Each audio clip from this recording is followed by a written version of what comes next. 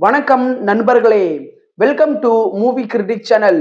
ஒரு நேர்மையான போலீஸ் அதிகாரி கரப்ஷனான சிஸ்டம்ல மாட்டிக்கிட்டா என்ன ஆகும்? இன்னைக்கு நாம பார்க்க போற திரைப்படம் ரீசெண்டா நெட்ஃபிளிக்ஸ்ல தமிழ் டப்பிங்குடன் வெளிவந்திருக்கிற கர்டாவியா. இந்த படம் சைஃப் அலிகானுக்கு ஒரு இன்டென்ஸ் கம்பேக்கா. வாங்க ரிவ்யூக்குள்ள போலாம். படத்தோட கதை அப்படின்னு பார்த்தா, படத்துல ஹீரோ சைஃப் அலிகானோட பேரு பவன். அவரு ஹரியானாவுல இருக்கிற ஜாம்லி அப்படிங்கிற ஊர்ல போலீஸ் ஆபீசரா வேலை செஞ்சுக்கிட்டு இருக்கிறாரு. ஒரு நாள் ஒரு இன்வெஸ்டிகேஷன் ஜெர்னலிஸ்ட யாரோ ஒருத்தங்க கொலை செஞ்சிடறாங்க. அந்த குற்றவாளிய 7 நாள்ல புடிச்சு காட்டுறேன் அப்படின்னு ஹீரோ சபதம் எடுக்கிறாரு. விசாரணையோட முடிவுல 16 வயசு சின்ன பையன்தான் இந்த குற்றத்தை செஞ்சிருக்கிறாரு அப்படிங்கிறத ஹீரோ கண்டுபிடிக்கிறாரு. இதுக்கப்புறம் அந்த சின்ன பையனுக்கு வர த்ரெட்ட ஹீரோ எப்படி எதிர்கொள்றாரு, அதே நேரத்துல தன்னுடைய குடும்பத்துல இருக்கிற பிரச்சனைய அவரு எப்படி ஹேண்டில் பண்றாரு அப்படிங்கிறத அடுத்தடுத்து சொல்றதுதான் படத்தோட மீதி கதையே.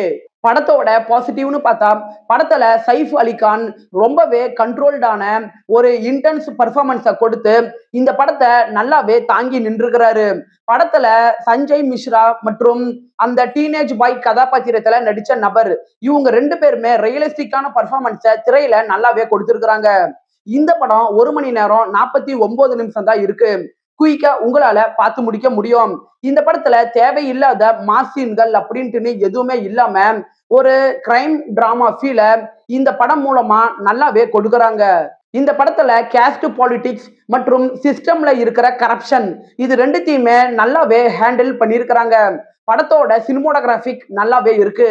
படத்தோட குறைகள் அப்படின்னு பாத்தீங்கன்னா, இந்த படத்தோட ரைட்டிங் மேலோட்டமா தான் எழுதப்பட்ட மாதிரி இருக்குது. அதனால படம் பார்க்கும்போது ஆடியன்ஸுக்கும் படத்துக்கும் ஒரு எமோஷன் கனெக்டை ஏற்படுத்த இந்த படம் மிஸ் பண்ணிடுச்சு. படத்துல வில்லன் அப்படிங்கிற ஒருத்தர் இருந்தாலும் படத்துல வில்லனோட கதாபாத்திரம் வீக்கா தான் இருக்கு. படத்தோட திரைக்கதையில family drama, corruption, caste politics எல்லாம் இவங்க கொண்டுட்டு வந்தனால சில பிளாட் இன்கம்ப்ளீட்டான ஃபீலை தான் கொடுக்குது. படத்தோட கிளைமேக்ஸ்ல வர ட்விஸ்ட உங்களால முன்கூட்டியே யூகிக்க முடியும்.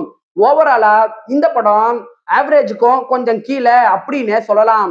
10க்கு 5.8 ரேட்டிங் கொடுக்கலாம். விருப்பப்படுறவங்க பாருங்க. இந்த படம் தமிழ் டப்பிங்லயே இருக்கு. என்னுடைய ரிவ்யூ உங்களுக்கு பிடிச்சதுன்னா மறக்காம லைக் பண்ணி சப்ஸ்கிரைப் பண்ணுங்க. வேற ஏதாவது படத்தோட ரிவ்யூ வேணும்னா அந்த படத்தோட பெயரை கமெண்ட்ல பதிவிடுங்க. நாம வேற ஒரு வீடியோல சந்திக்கலாம். அது வரைக்கும் நன்றி, வணக்கம்.